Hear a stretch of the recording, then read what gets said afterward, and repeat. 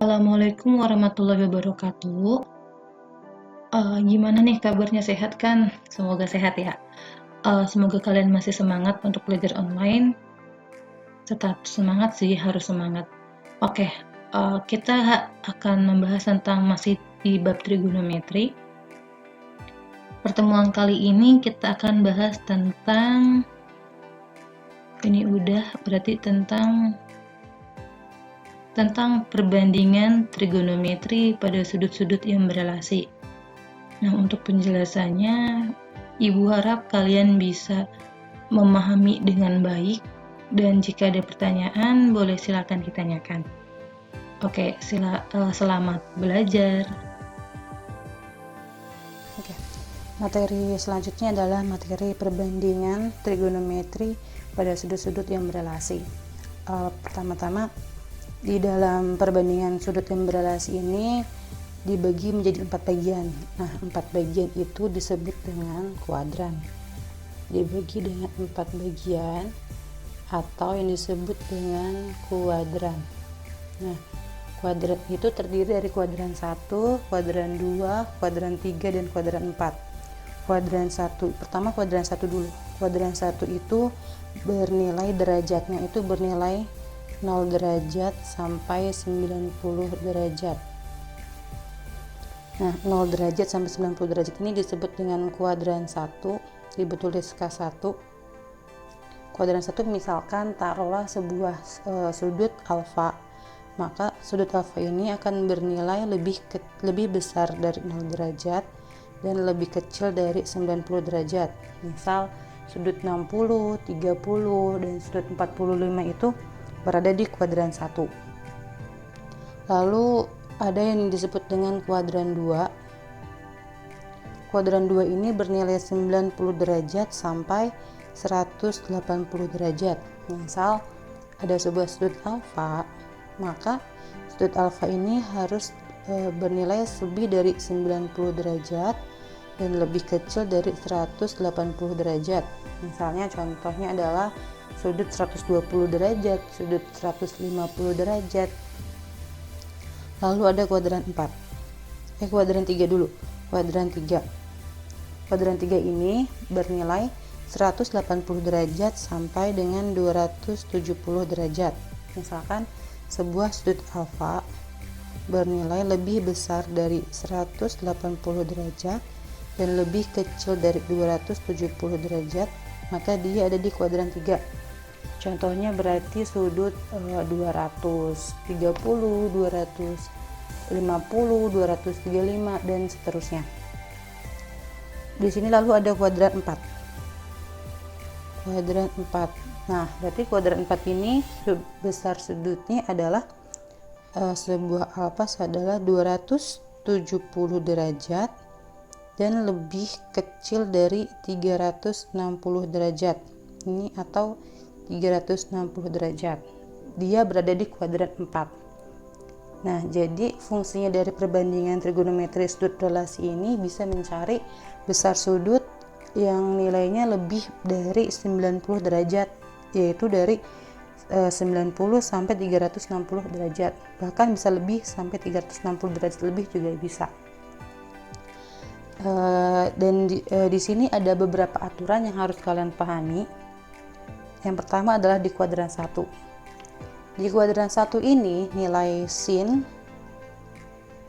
nilai cos, dan nilai tangan ini semuanya bernilai positif. Kelihatan nggak? Bernilai positif. Dan di kuadran 2 ini kita tulis dulu sin, cos, dan tangannya. Di kuadran 2 yang bernilai positif hanya nilai sin. Berarti nilai cos dan nilai tangan bernilai negatif. Di kuadran 3 yang bernilai positif hanya nilai tangan. Berarti nilai sin dan nilai cos negatif.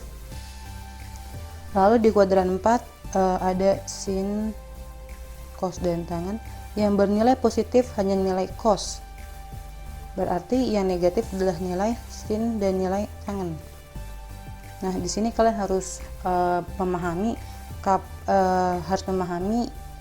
Kuadran 1 apa aja yang positif, kuadran 2 bernilai apa aja, 3 apa aja, dan 4 apa aja. Harus bisa ya. Harus memahami ini.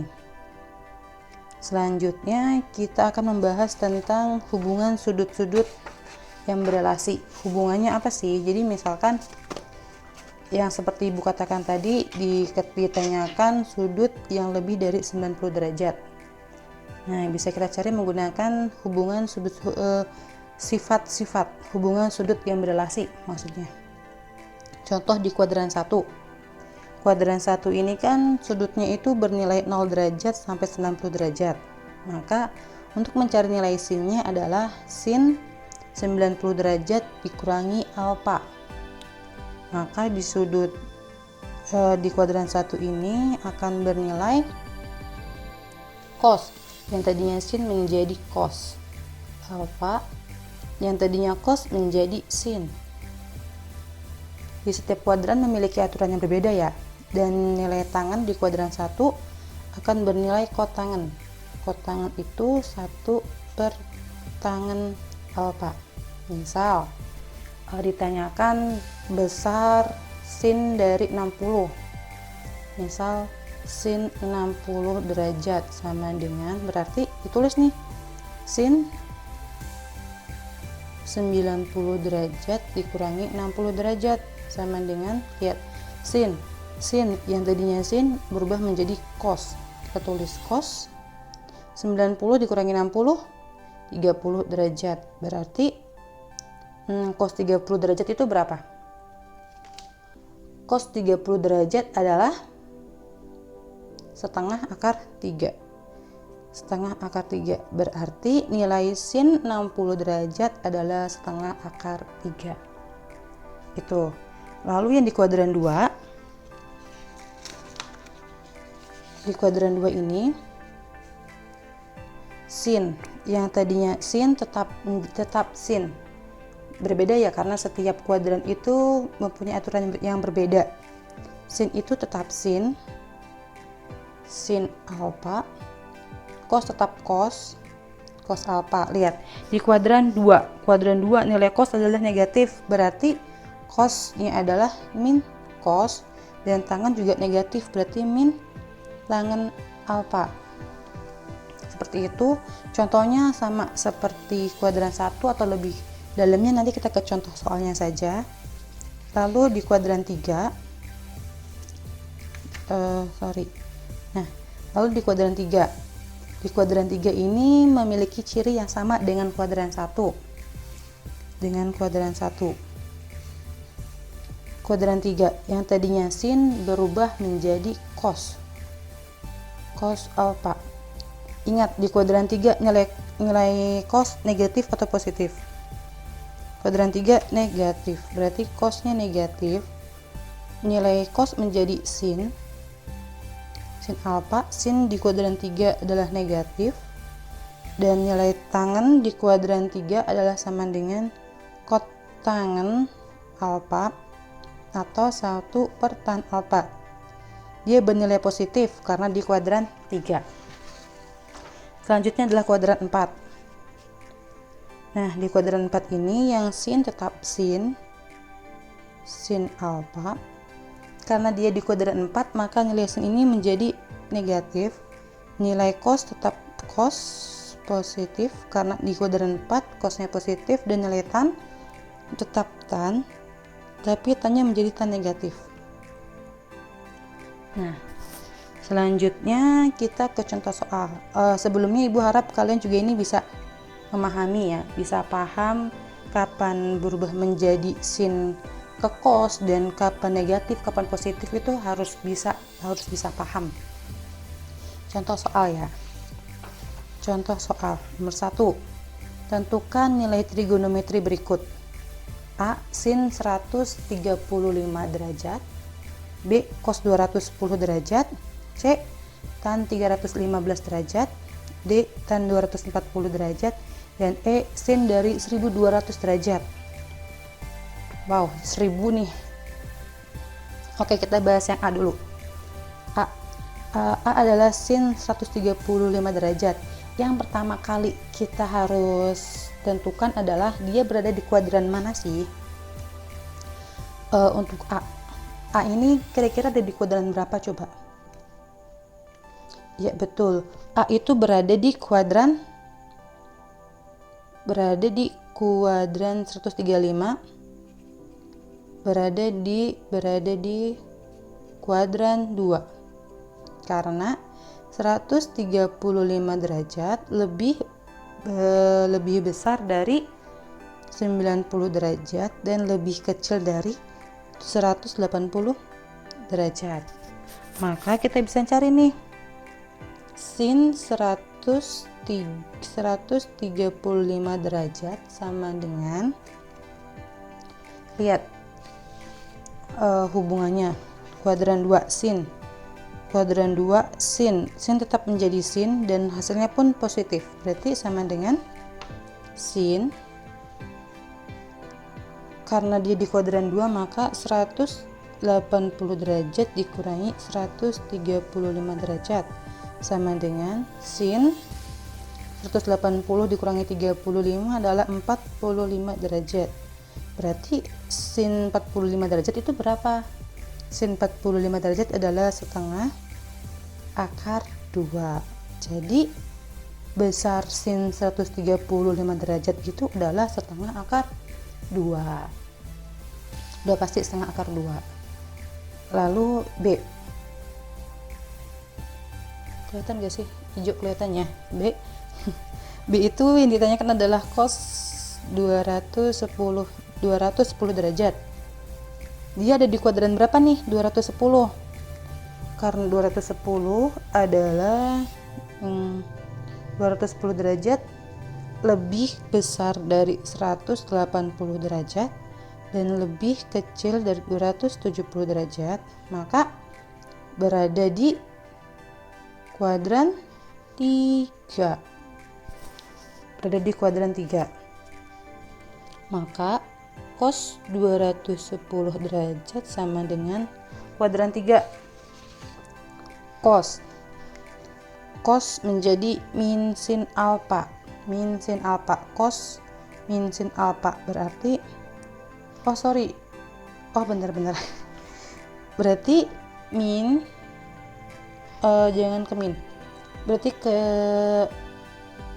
cos dulu. Kita jabarkan 210 derajat ini didapat dari mana? Berarti cos, karena di kuadran 3 maka 270 derajat dikurangi 210 derajat sama dengan, karena cos berubah menjadi min sin, jadi min sin 270 dikurangi 210 adalah 60 derajat. Berarti min sin 60 berapa? Sin 60 adalah setengah akar 3. Seperti itu ya. Untuk yang C, tan 315 derajat, dia berada di kuadran berapa?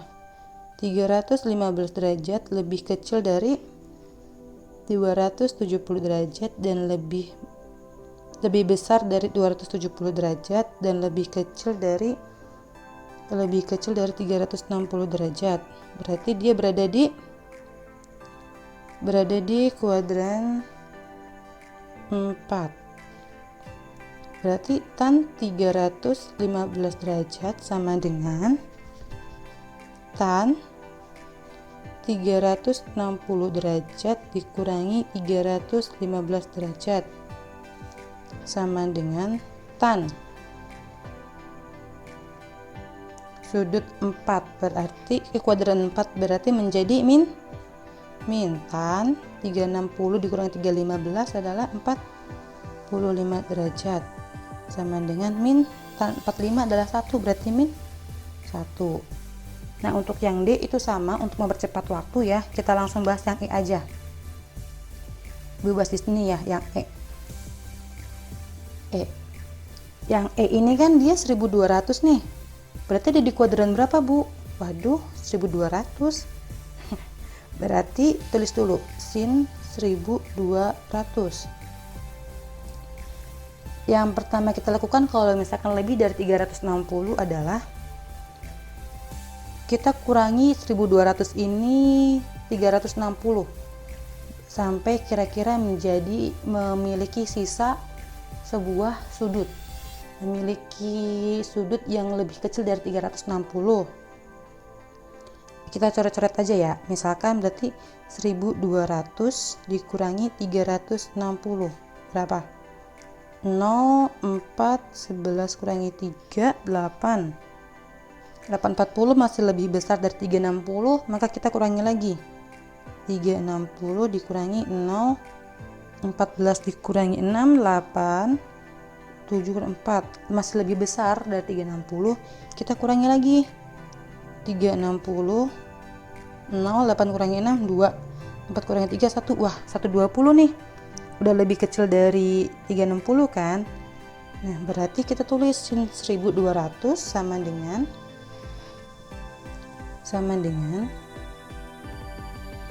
sin 360 nya berapa kali? Sin 360 derajat dikali 3 ditambah 120, sisa 120 nih, ditambah 120 derajat sama dengan, nah kalau misalkan kita nemu ini sin 360 derajat dikali 3 kayak gini, kita bisa skip, berarti kita langsung cari nilai sin dari sin 120 derajat sama dengan berapa? Sin 120 derajat ini berada di kuadran 2. Sin berarti menjadi sin 180 derajat dikurangi 120 derajat sama dengan sin 60 derajat. Sama dengan sin 60 derajat berapa? Sin 60 derajat adalah setengah akar 3. Berarti sin 1200 sama dengan 1/2 akar 3. Oke, selanjutnya adalah contoh yang kedua.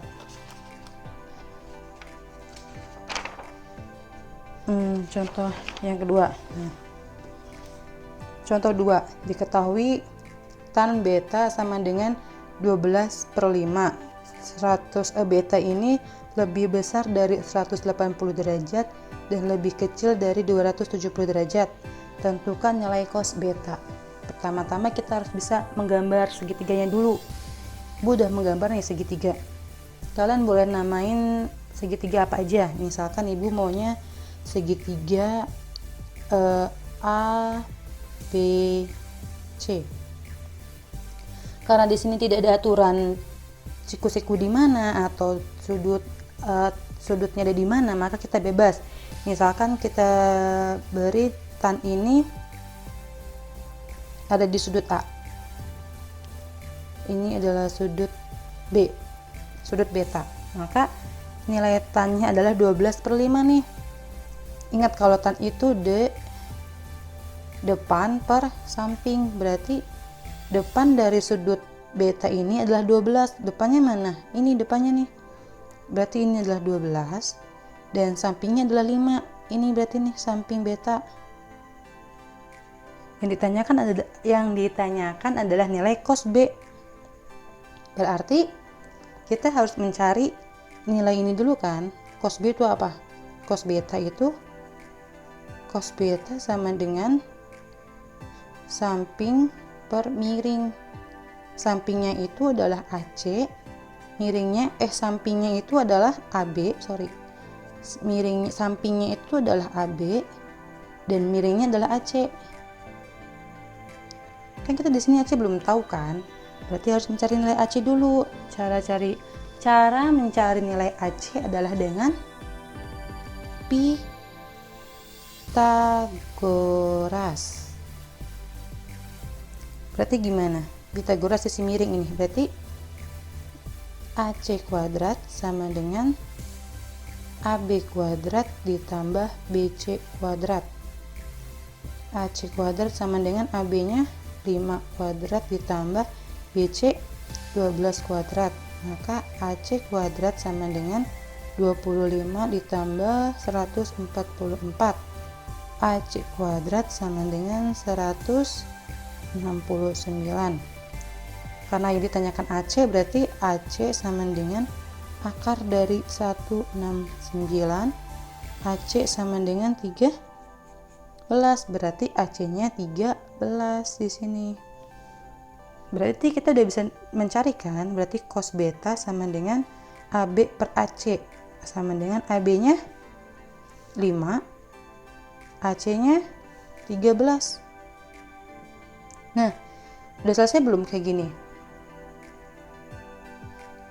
Karena ini adalah cos B dan ini berada di kuadran 3, bener gak? Karena ada di kuadran 3, nilai cos dari kuadran 3 itu apa? Negatif atau positif? Negatif kan? Berarti nih, karena nilai ini berada di kuadran 3, kuadran 3 dari cos adalah negatif, maka ininya pun negatif 5/13 seperti itu.